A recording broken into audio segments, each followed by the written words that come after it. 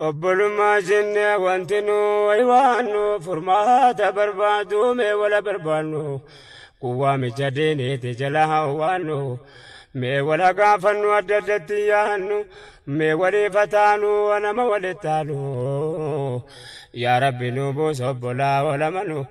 ati nurraa qabee kan nama khayyanu nama karaa dheeraatu deemu walganu utuun obboleessa koo jedhee amanu kayyaate koo fuudhee aduwweetti kennu yoo wallaalummaaf ta'e rabbiin siif banu yoo munaafiqummaaf ta'e ardiin si haganu yaa rabbi nu buusa obbolaa walamanu nama yaada gaarii wal biratti amanu kana taanu malee yoomuu keessaan baanu amma waliif yaannu wanti walii dhaabnu kulli jiruu keenya rabbiif jiraannu waan jiraachuudhaaf ettaa jumnu hundaanu akka fedhasaa malee akka biraan taanu yoo waan diiniin akka ol ta'uu barbaannu ni keenya waa yaannu fedhii rabbiitiin bifadli rifqikaa yaa qaahiral kawni dhagayya obboleessaatis yaa obboleetti rabbiif jiraachuun maaliif haamuu dhabneeti silaatu nu galee kunduma dubbeeti akka rabbiin jedhe quraana keessatti himiif yaa muhammad ummata kee irratti suuraa anaam dhibbaaf 62 في قول تعالى قل إن صلاتي ونسكي ومحياي ومماتي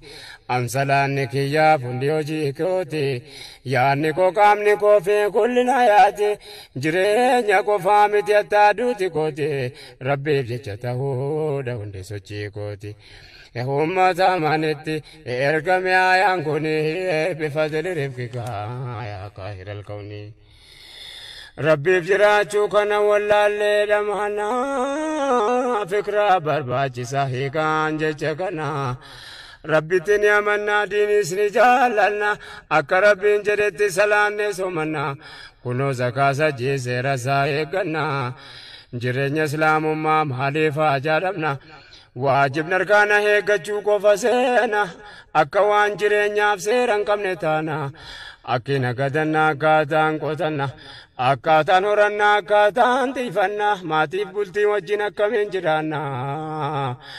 ollaa bitaa mirgaa akkamiin seemannaa akkaataan uffannaa akkaataan tolfannaa akkamitti ahlee firooma fufannaa akkamitti hawaasaa wajjiniin jiraannaa namoota wallolan akkamitti araarfannaa jaani bahundaafuu seera gahaa qabnaa kanammoo eenyu dhowwee jettu yaa jaranaa utuu kanan tolchee maal waan biraa kaafna kanaa walee daamna as jirti dubbeeni bifadli rifqikaa yaa qaahiral kawni ربي سألناك لا فوز في الدارين بفضل رفقك يا قاهر الكون